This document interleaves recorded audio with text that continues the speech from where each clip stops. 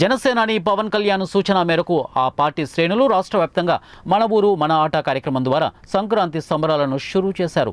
ఇందులో భాగంగా పెందుర్తి నియోజకవర్గం పరిధిలోని చినముషివాడ 97వ వార్డు జనసేన అధ్యక్షులు సేనాపతి సోమశేఖర్ ఆధ్వర్యంలో జనసేన పార్టీ వీర మహిళలు ముగ్గుల పోటీలు నిర్వహించారు. ఈ పోటీలకు జనసేన పార్టీ ఉమ్మడి విశాఖపట్నం రూరల్ జిల్లా అధ్యక్షులు మాజీ ఎమ్మెల్యే పంచకచెర్ల రమేష్ బాబు ముఖ్య అతిథిగా విచ్చేశారు.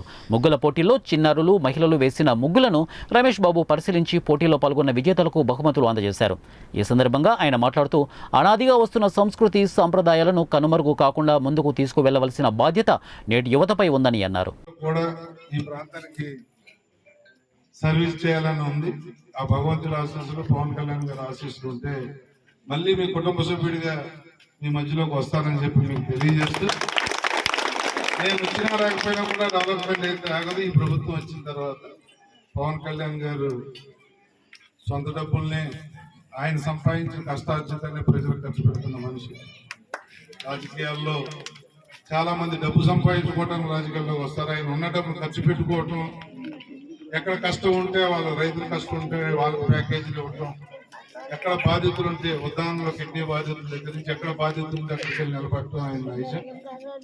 అలాంటి వ్యక్తి నాయకత్వంలో పనిచేస్తున్నాం కాబట్టి అన్ని ప్రాంతాలను డెవలప్ చేసుకుందాం అని చెప్పి మరొకసారి తెలియజేస్తూ, ఈ రోజు ఎవరైతే ఈ ముగ్గులు పోటీలు పాల్గొన్న అక్కచెల్లెమ్మలు ఉన్నారో వాళ్ళందరికీ కూడా మనస్ఫూర్తిగా నా శుభాకాంక్షలు, అభినందనలు తెలియజేస్తూ,